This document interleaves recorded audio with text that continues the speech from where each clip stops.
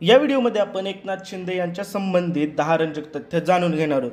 हा व्हिडिओ काय बायोग्राफी नाही आहे, त्यामुळे यामध्ये तुम्हाला एकनाथ शिंदे यांची पूर्ण माहिती मिळणार नाही। फक्त या व्हिडिओमध्ये त्यांचे डार्क सिक्रेट्स म्हणा किंवा अननोन फॅक्ट्स म्हणा, या सर्वांबद्दल आपण भाष्य करणार आहोत। तर चला आणखीन वेळ वाया न घालवता सुरू करूयात। सुरुवातीला एकनाथ शिंदे यांची घरची आर्थिक परिस्थिती कमजोर होती, त्यामुळे त्यांनी त्यांचे मूळ गाव सातारा जिल्ह्यातील दरे हे गाव सोडून ठाण्यात जायचं ठरवले। यामुळे एकनाथ शिंदे यांचे शिक्षण पूर्ण झाले नाही। मुळात त्यांचे प्राथमिक शिक्षण सुद्धा यामुळे पूर्ण झाले नव्हते। पण घरची आर्थिक परिस्थिती समजून घेऊन एकनाथ शिंदे यांनी ऑटो रिक्षा चालवायचं ठरवले आणि नंतर काय मग त्यांचा राजकीय प्रवास सुरू झाला, हे सर्वांना माहिती आहे। पण 2014 मध्ये निवडून आल्यानंतर एकनाथ शिंदे यांनी त्यांचं शिक्षण पूर्ण करायचं ठरवले। हे विचित्र होतं, कारण 2004 मध्ये आणि 2009 मध्ये सुद्धा ते निवडून आले होते, पण तेव्हा त्यांच्या डोक्यामध्ये आपलं शिक्षण पूर्ण करायचा विचार आला नव्हता। पण 2014 मध्ये त्यांनी त्यांचं उर्वरित शिक्षण पूर्ण करायचं ठरवलं आणि नंतर यशवंतराव चव्हाण महाराष्ट्र ओपन युनिव्हर्सिटीमधून त्यांनी ग्रॅज्युएशन पूर्ण केले। त्यांनी bachelor of arts he degree मिळवली। नंतर DY पाटील युनिव्हर्सिटीने एकनाथ शिंदे यांना doctor of literature he degree दिली। एकनाथ शिंदे आता महायुतीमध्ये वजनात आहेत, ते आता भाजपसोबत युतीमध्ये आहेत। पण पूर्वी भाजपसोबत युती नको म्हणून एकनाथ शिंदे यांनी भर सभेत सर्वांसमोर रडत उद्धव ठाकरे यांच्या हातात आपला राजीनामा दिला होता। मी त्यांच्या मांडीला मांडी लावून सरकारमध्ये बसू शकत नाही, मी त्या कॅबिनेट मध्ये नाही बसू शकत त्यांच्या बरोबर। त्यामुळे कारण मी हे पाहतोय, मी उघड्या डोळ्याने पाहतोय, हे अत्याचार पाहतोय, मी नाही पाहू शकत। त्यामुळे मला आज या कार्यकर्त्यांसाठी, मी शिवसैनिक आहे, मी सर्वप्रथम शिवसैनिक आहे, नंतर मंत्री आहे।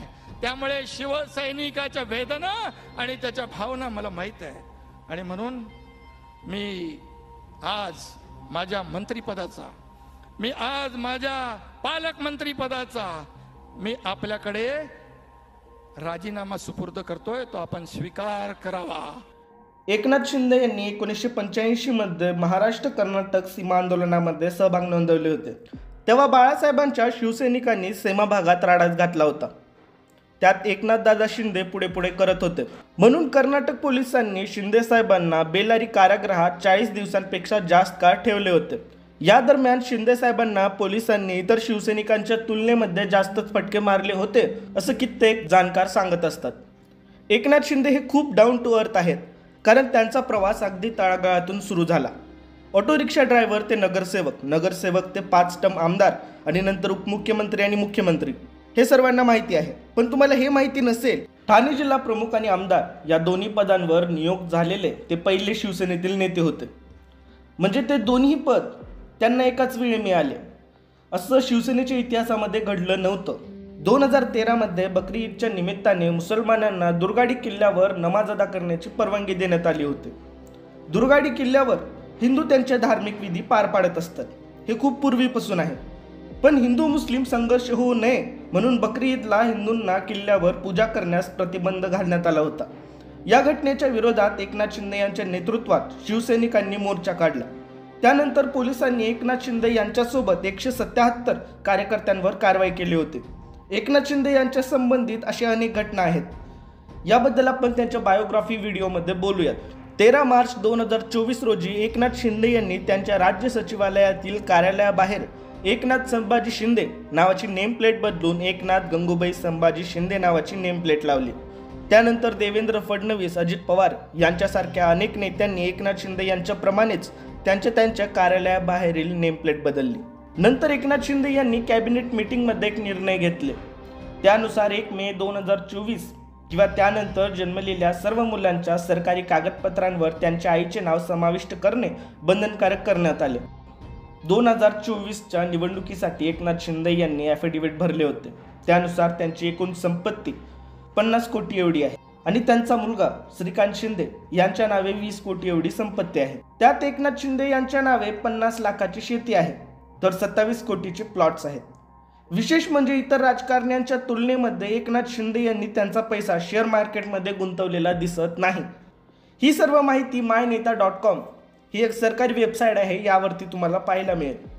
एकनाथ शिंदे यांनी राजकारणात एक ट्रेंड सुरू केला आहे, जेव्हा ते उद्धव ठाकरे यांना सोडण्याच्या तयारीत होते त्याच्या एक दिवस अगोदर त्यांनी त्यांच्या सोशल मीडियावरील प्रोफाईल फोटो चेंज केली आणि नंतर शिवसेनेच्या आमदारांना घेऊन ते गुवाहाटीला निघाले. म्हणजे थोडक्यात वडाळपूर्वीचा संदेश देण्याचा ट्रेंड त्यांनी केला. नंतर हाच पॅटर्न अजित पवारांनी सुद्धा केले. पहिले प्रोफाईल फोटो चेंज केली आणि नंतर शरद पवारांना सोडले. असाच प्रकार निलेश राणे यांनी शिवसेना पक्षात जाण्यापूर्वी केले.